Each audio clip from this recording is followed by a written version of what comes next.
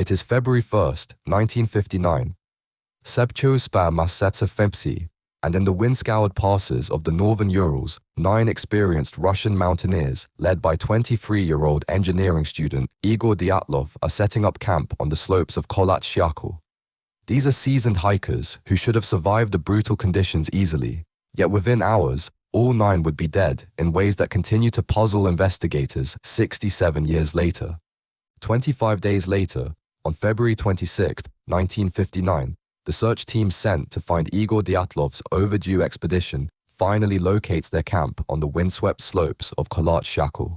What they discover defies every protocol of wilderness survival and launches one of the most puzzling investigations in Soviet history. The tent had been cut open from the inside, suggesting a sudden, panicked exit. Most of the hikers' belongings, including their boots and warm coats, were still inside the tent. The scene tells a story of chaos, personal items scattered, sleeping bags abandoned, and most critically, despite the temperature being as low as -30 degrees Celsius, -22 degrees Fahrenheit, the hikers had fled into the darkness in their socks or even barefoot. Following the trail of evidence down the mountain, searchers found footprints of bare feet, some in socks, some from Valenki, and occasionally the tread of a ski boot. 8 or 9 sets of footprints from the team were visible, many clearly made by people with either nothing, socks, or a single shoe on their feet. These tracks led to the edge of the nearby woods, almost a mile away from the camp. The footprints themselves present a coordination problem that experienced mountaineers find impossible to explain.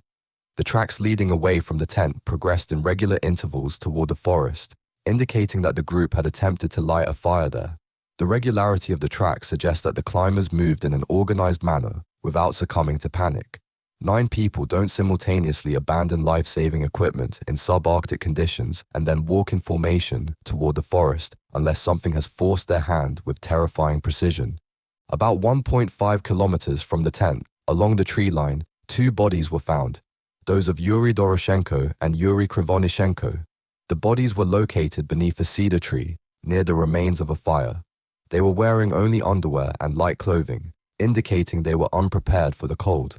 Burns were also found on their hands, suggesting they had tried to maintain the fire.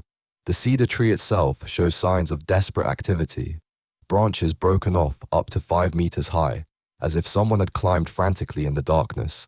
3 more bodies surface over the following days, including Igor Dyatlov himself, found between the forest and the tent. Dyatlov and Zenaida Kolmogorova, one of the 2 female students on the hike, were discovered in a location that suggested they were trying to head back to the tent. Each death appeared consistent with hypothermia, but the pattern of their positions suggested they were attempting to return to their abandoned shelter when the cold claimed them. Lev Ivanov, a seasoned criminal prosecutor, was assigned to make sense of the impossible. Ivanov had built his career on methodical investigation, on finding rational explanations for violent death, but the Dyatlov case immediately presented him with evidence that resisted every conventional framework. The tent damage alone defied standard explanations. The tent had been left suddenly by all the hikers, and as stated in the subsequent forensic examination, the leeward side of the tent, where the hikers had laid their heads, was cut from the inside in 2 places at sites that provided free personal exit through these incisions. The cuts were deliberate, made with precision by people who knew they needed to escape immediately. But escape from what? The silence from the mountain was deafening. No distress signals, no evidence of external attack, no signs of avalanche damage to the tent itself. There was also no evidence of any footprints on the mountain beyond those made by the hikers themselves.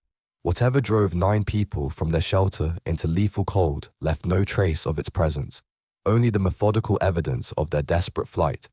But Lyudmila Dubinina and 3 others remained missing, buried somewhere under the snow, and when their bodies finally emerged months later, they would carry injuries that made the mystery infinitely more disturbing.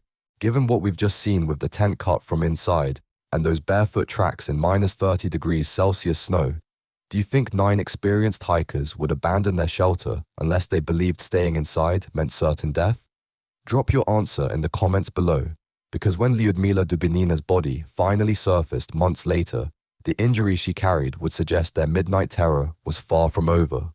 2 months later, as the spring snow melts, searchers finally locate the bodies of Lyudmila Dubinina and 3 others buried 4 meters deep in a ravine. What they discover transforms the Dyatlov mystery from a tragic case of exposure into something far more disturbing. Unlike the others, these individuals had suffered horrific internal injuries. Nikolai Thibault-Brignol, 23, suffered significant skull damage in the moments before his death, while Lyudmila Dubinina, 20, and Semyon Zolotaryov, 38, had major chest fractures that could only have been caused by an immense force comparable to that of a car crash. In the most gruesome part of the Dyatlov Pass incident, Dubinina was missing her tongue, eyes, part of her lips, as well as facial tissue and a fragment of her skull bone. The forensic examination reveals injuries that defy the avalanche explanation that would later dominate official investigations. Lyudmila Dubinina died of massive internal hemorrhaging caused by multiple rib fractures. 6 on the left side, 4 on the right, which crushed her chest and heart. The injuries were described as consistent with a high-impact force, such as a car accident, yet there were no external wounds or bruising on her chest. The pattern repeats with unsettling precision. Catastrophic internal trauma with no corresponding external damage, as if some force had reached inside their bodies without touching the surface. Even more disturbing, the clothes of both Kolovatov and Dubinina showed evidence of being radioactive. Several items were found to be highly radioactive. In the context of 1959, Cold War tensions and Soviet nuclear testing, this discovery immediately suggests military involvement. Yet no weapons test could explain the selective nature of the contamination. Why only certain clothing items from certain victims? In February 2019, the investigation into the Dyatlov Pass incident was reopened in Russia. The 2019 investigation took 3 theories into account. One's exclusively limited to weather-related occurrences. Andrei Kuryakov, the prosecutor who led the new investigation, proposed a slab avalanche theory. The slope on which the hikers planted their tent wasn't steep enough to suggest there had been a traditional avalanche, but Kuryakov theorized that it was still possible for a slab of snow to slide out over the tent. This might have caused the hikers to fear that a larger avalanche was imminent, and it could explain why they would cut their way out of the tent and run away without grabbing their boots. The avalanche theory attempts to solve the coordination problem that has puzzled investigators for decades. Kuryakov speculated that the hikers ran to what they thought was a safe distance from the tent, then started a fire and dug a snow den. The snow den could have collapsed on the hikers who were inside, causing the severe injuries found on only the bodies in that area. This would explain Dubinina's crushing chest injuries and the massive internal trauma without external bruising. A collapsing snow shelter could generate enormous pressure while leaving the surface of the body unmarked. Yet even this official explanation collapses under scrutiny. The team's tent encampment was cut into the snow on a slope with an incline seemingly too mild to permit an avalanche. There was no snowfall on the night of February 1st that could have increased the weight of the snow burden on the slope and triggered a collapse. Jim McElwain, a professor of geohazards at Durham University, points out that slab avalanches usually occur at steeper inclines than the one in the Dyatlov Pass incident. It's unlikely, but that doesn't stop it being the best explanation, he says. Military testing could account for the radiation and the massive internal injuries, but leaves no explanation for the precise cutting of the tent from inside or the organized retreat to the forest. Infrasound, low-frequency sound waves that can cause panic and disorientation, might explain the sudden abandonment of shelter, but cannot account for Dubinina's crushed ribs or the missing soft tissue.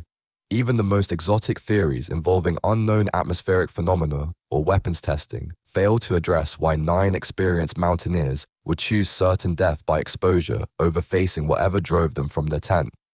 Dubinina's missing tongue and eyes, initially shocking, are now widely attributed to natural post-mortem processes, as her body was exposed to water and scavengers for months.